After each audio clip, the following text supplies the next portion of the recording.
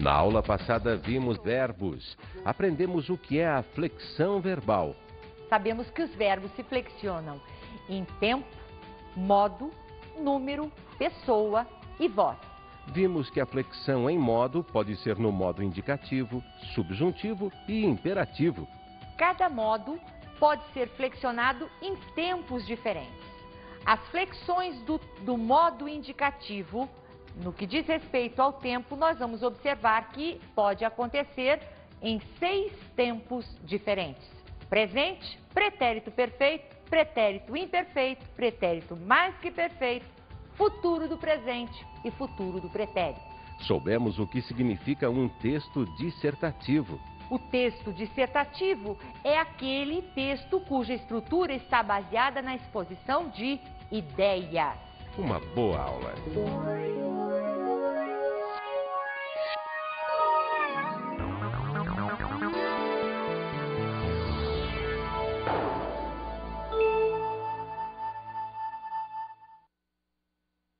Na seguinte frase, eu desenho muito bem.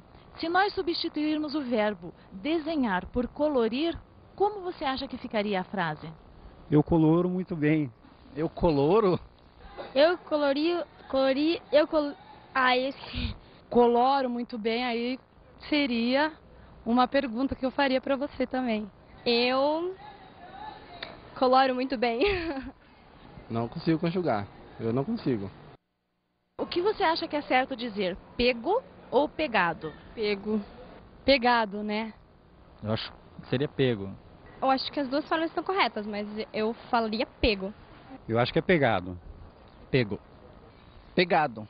Pego ou pegado? Pego. Chego ou chegado? Chego. Chego. Chegado. Chego. Chegado. Chegado. Chego ou chegado? Chegado. Olá! Na aula de hoje, vamos não apenas continuar o estudo sobre verbos iniciado na aula anterior, como também vamos estudar mais 2 classes gramaticais, o artigo e o numeral. Antes, vamos comentar um pouquinho sobre o desafio lançado nas nossas dicas de estudo da aula anterior. Nós solicitamos que vocês estabelecessem a diferença que há entre as formas verbais vem com acento e veem com 2 es, não é? Pedimos também que vocês estabelecessem a diferença entre tem com acento e tem sem acento, vem com acento e vem sem acento. Com relação à forma verbal vem com acento e veem, nós temos aí 2 verbos diferentes. A forma verbal vem com acento é do verbo vir. Eles vêm para casa. Terceira pessoa do plural do verbo vir. Já a forma verbal veem é do verbo ver. Eles veem tudo muito bem. Também terceira pessoa do plural. A forma verbal tem com acento diz respeito à terceira pessoa do plural do verbo ter. A forma verbal tem sem acento é da terceira pessoa do singular deste mesmo verbo. Quando digo, por exemplo, o homem tem preocupações. Ele tem terceira pessoa do singular, verbo ter sem acento. Se eu escrevo, escrevo principalmente, não é? Os homens têm preocupações, observem, eles têm. O verbo colocado na terceira pessoa do plural vai exigir um acento circunflexo. O mesmo vai acontecer com o verbo vir, terceira pessoa do singular sem acento. O aluno vem para casa. Ele vem, terceira pessoa do singular. Os alunos vêm para casa, terceira pessoa do plural, com acento. Agora vamos comentar um pouquinho a respeito daquela enquete feita pela repórter Nina sobre as formas verbais do verbo colorir, pego, pegado, chego, chegado e assim por diante. Primeiramente, é preciso observar que existem alguns verbos que não possuem todas as flexões. É o caso, por exemplo, do verbo colorir. Não existe a primeira pessoa do singular, eu coloro, por exemplo, não é?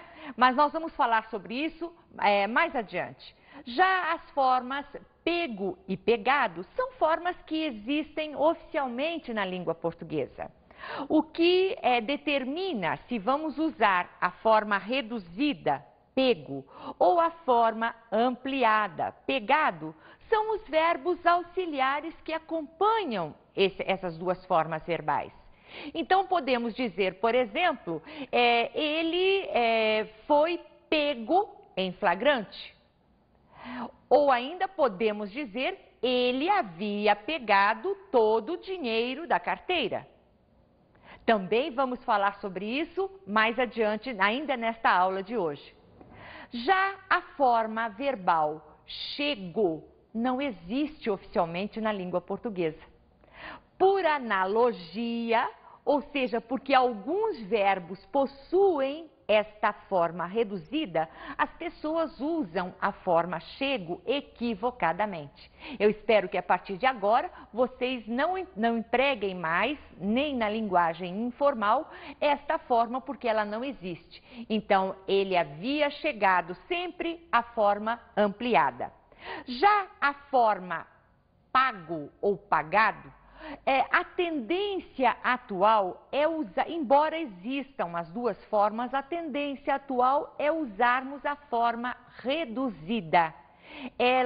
A prestação foi paga, ele havia pago tudo o que devia e assim por diante.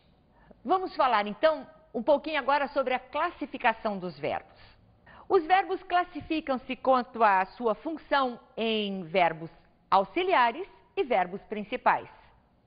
Quanto à sua flexão, os verbos classificam-se em regulares, irregulares, defetivos, anômalos e verbos abundantes. Como o nome já diz, os verbos auxiliares têm a função de auxiliar o verbo principal. Os verbos auxiliares são os verbos ser, estar, ter e haver. Esses 4 verbos vão sempre funcionar como auxiliares daquele verbo principal dentro de uma frase, formando o que nós já vimos, uma locução verbal.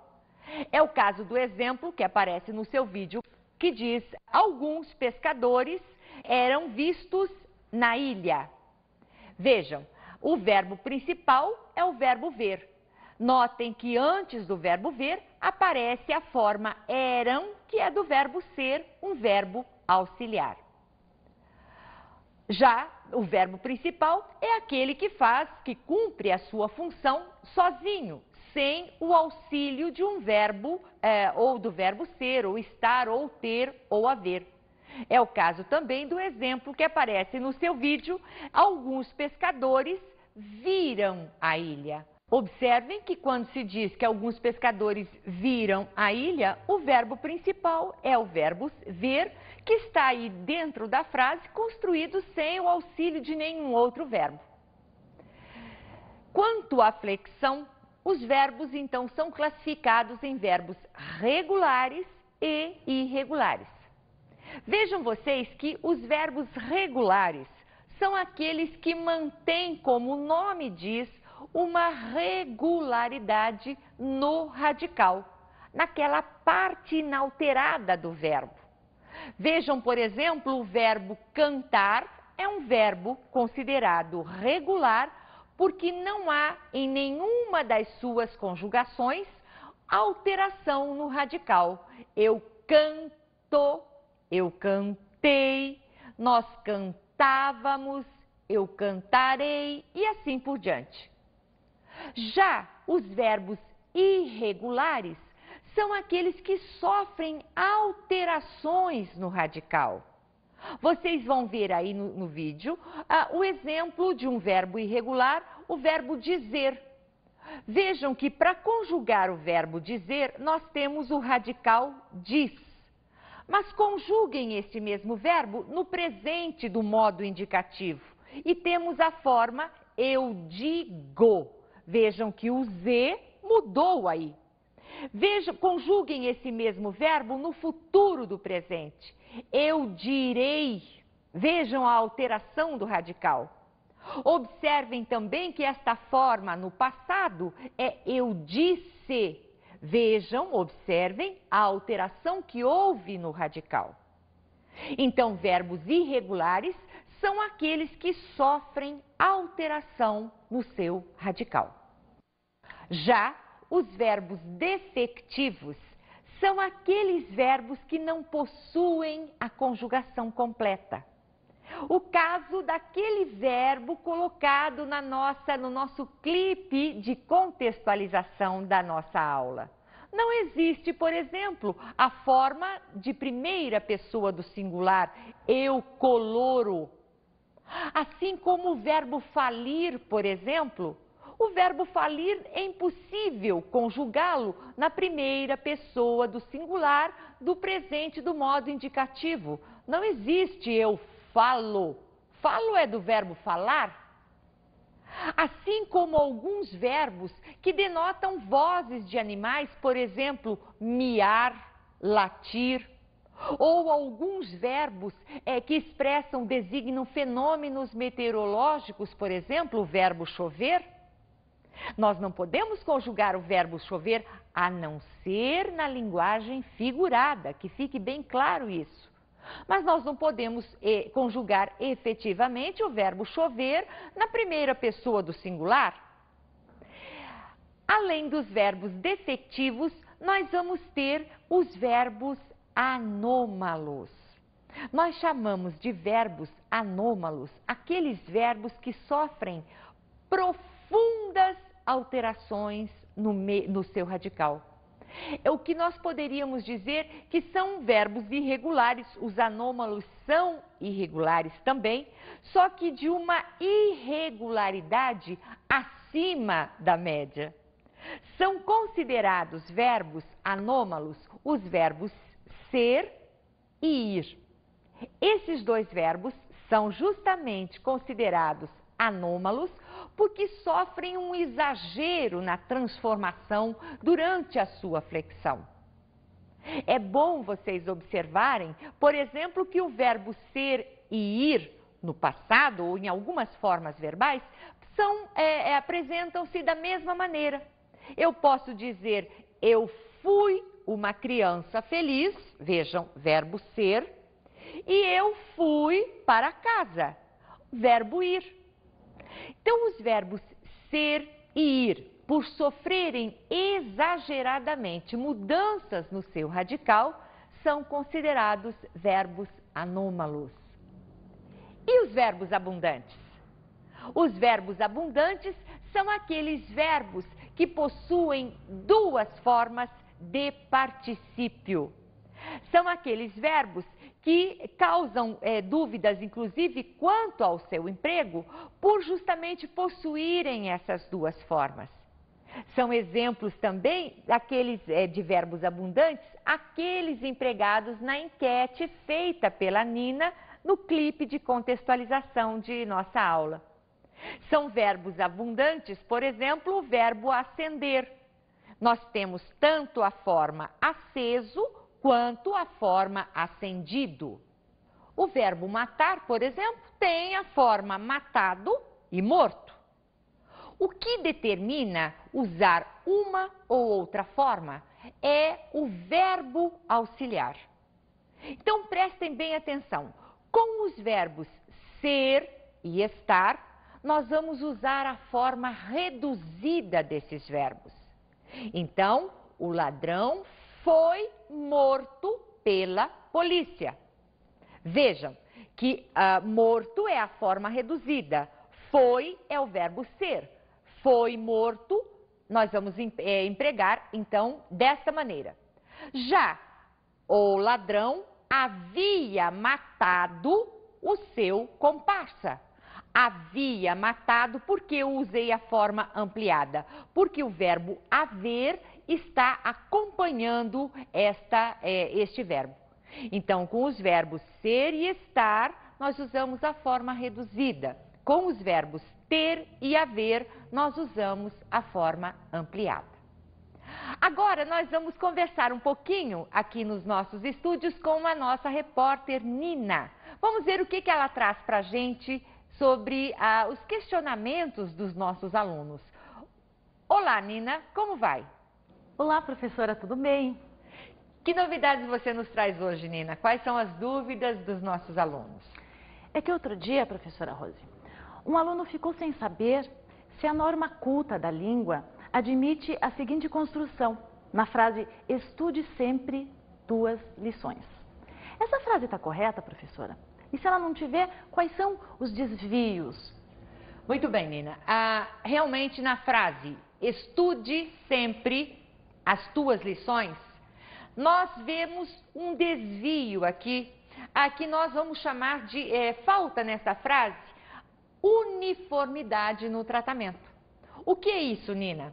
É o seguinte, nós temos o verbo estudar empregado aqui no modo imperativo. Este verbo está na terceira pessoa do singular, estude você. Sempre tuas lições. O problema está aqui, Nina, no emprego deste pronome, porque tuas é um pronome de segunda pessoa. Como eu optei por iniciar o tratamento em terceira pessoa, o pronome aqui deveria acompanhar, ou seja, deveria estar uniformizado com o verbo. Então, nós deveríamos dizer, dentro da norma culta, estude sempre suas lições. Ok, Nina? Entendido? Ok. E se nós fôssemos usar o tuas lições, ficaria como, professora? Se nós optássemos por usar o tratamento de segunda pessoa, então nós teríamos que mudar esta forma aqui. Estuda sempre tuas lições. Ok, Nina? Ok. Muito bem. Então nós vamos chamar um intervalo agora e a partir do segundo bloco nós vamos falar um pouco mais a respeito do modo imperativo que causa tantas dúvidas aos nossos alunos. Até daqui a pouco.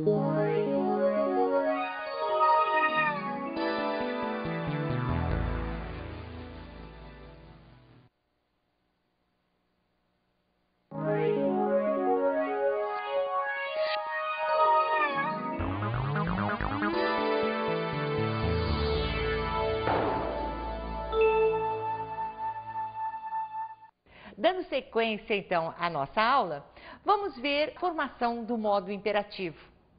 Antes, é preciso recordar que o modo imperativo é a forma verbal que nós empregamos para falar ou para exprimir desejo, exprimir ordem, impor a nossa vontade. O modo imperativo não tem uma forma própria. Ele é formado a partir de outros dois tempos já existentes.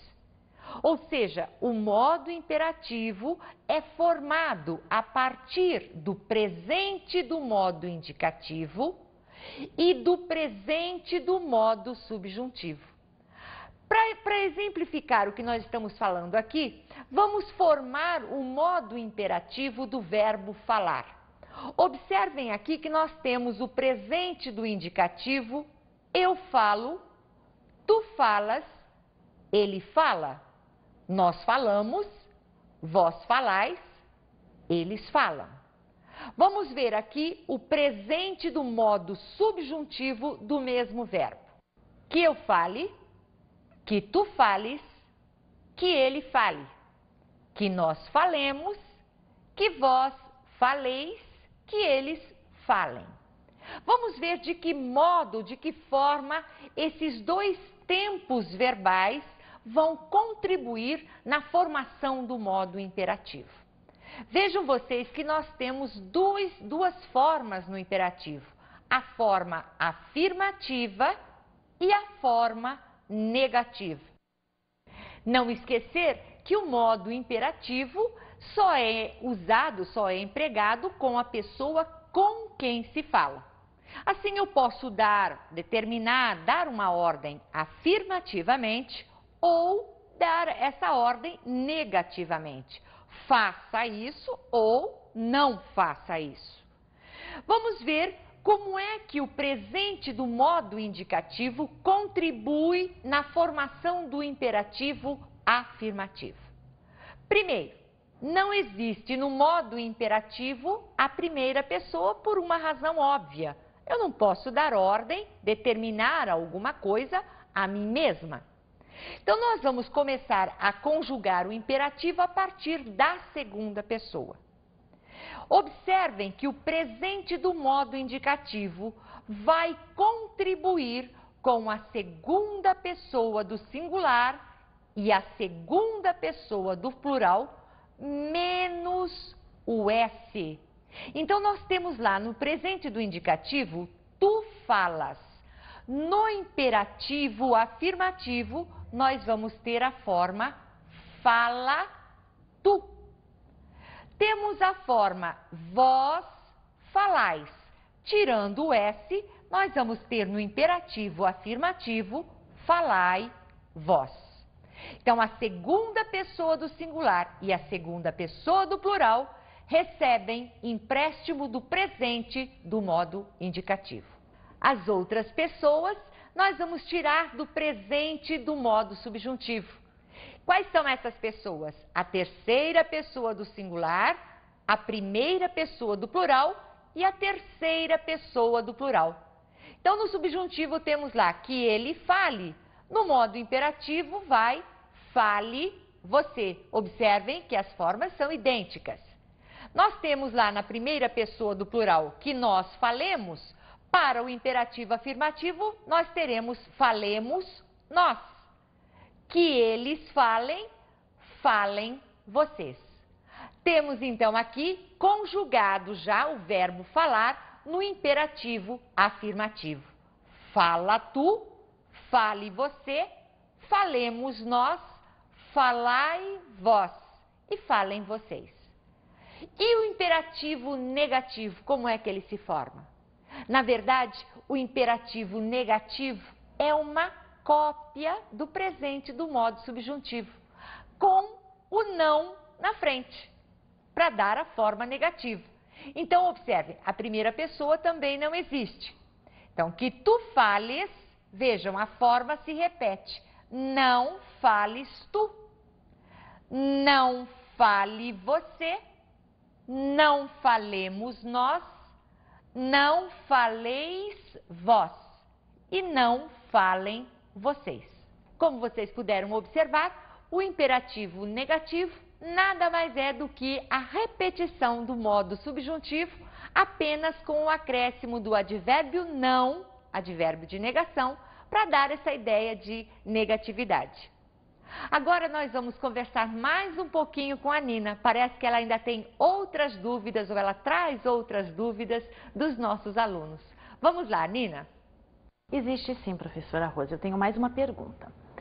Para haver uma uniformidade de tratamento, é preciso empregar adequadamente os verbos e os pronomes? Claro, Nina. É preciso entender que a uniformidade do tratamento, como a expressão mesma já diz, é clara, é preciso que empreguemos pronomes e verbos obedecendo à forma de tratamento que nós escolhermos. Se nós optamos por usar a forma você, o senhor, a senhora, por exemplo, essas formas de tratamento exigem verbos e pronomes na terceira pessoa. Se nós optarmos por uma forma de tratamento na segunda pessoa, aí então teremos que empregar também verbos e pronomes na segunda pessoa. Ok, Nina? Ok, obrigada, professora Rose. De nada, Nina. Volte sempre, é um prazer enorme tê-la aqui conosco. Bem, agora nós vamos dar continuidade à nossa aula de hoje e entrar numa outra questão das classes gramaticais e vamos falar sobre os artigos e os numerais. Nós vamos agora chamar um anúncio para vocês observarem a frase que ilustra esta questão e assim podemos dar continuidade ao nosso assunto. Vocês devem ter observado que o anúncio traz a seguinte frase: se alguém pedir uma carona, mostre o assento. As palavras que antecedem o substantivo carona e assento são artigos. Os artigos são palavras que antecedem o substantivo ou para defini-los ou para generalizá-los.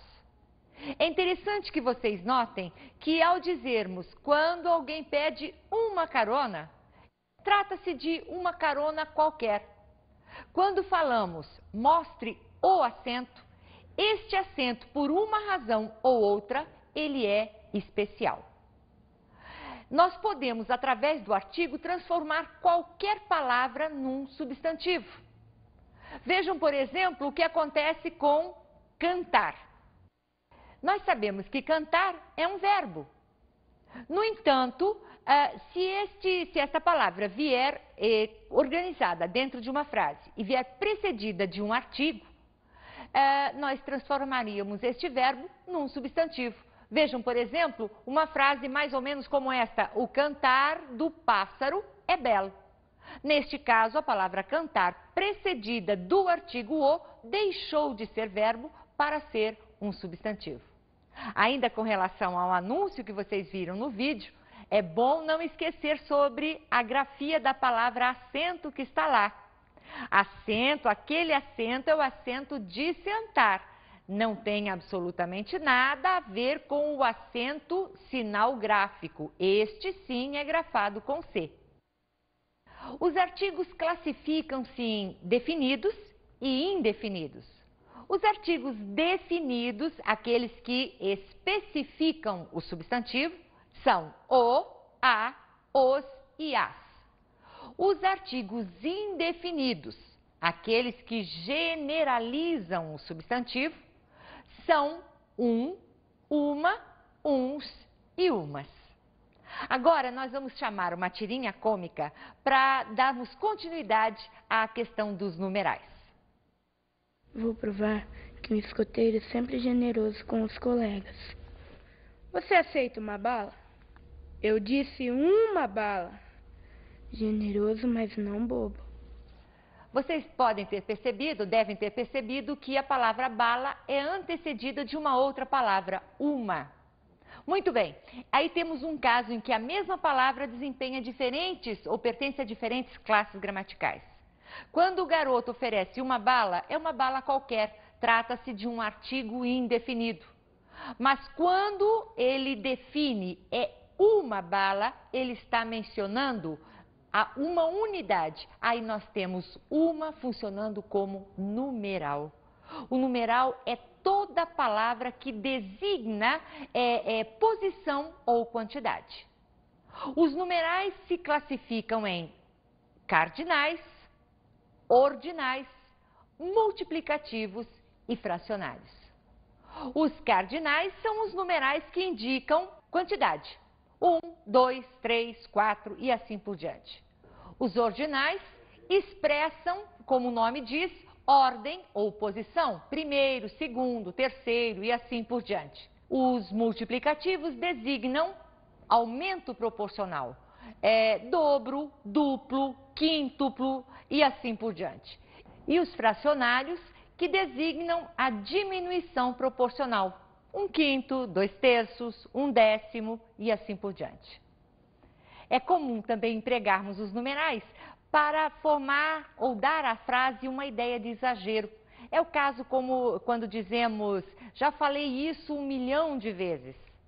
Nesse caso, nós formamos uma figura de linguagem a que nós damos o nome de hipérbole. Agora nós vamos às nossas dicas de estudo da aula de hoje.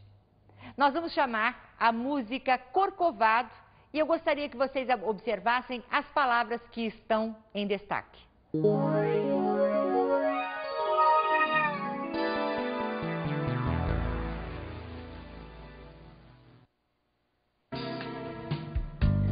Um cantinho, um violão, esse amor, uma canção.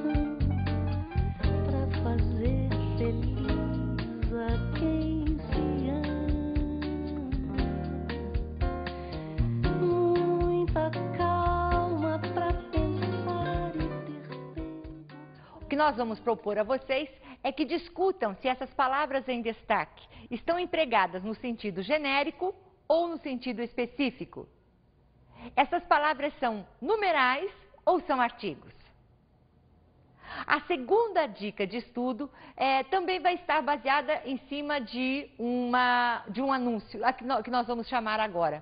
Com relação às palavras do anúncio, nós gostaríamos que vocês definissem a classe gramatical a que pertencem as palavras em destaque no anúncio. Por hoje é só, até a próxima aula e um abraço a todos vocês.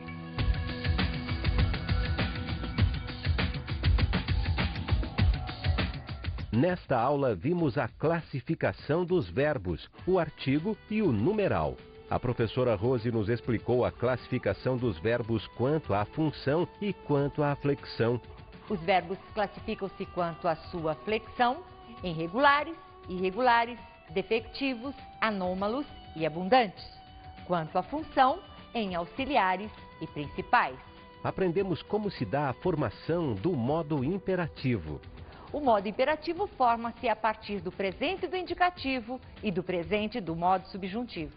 Não esquecer que há imperativo afirmativo e imperativo negativo. Vimos o que é um numeral e como devemos classificá-los.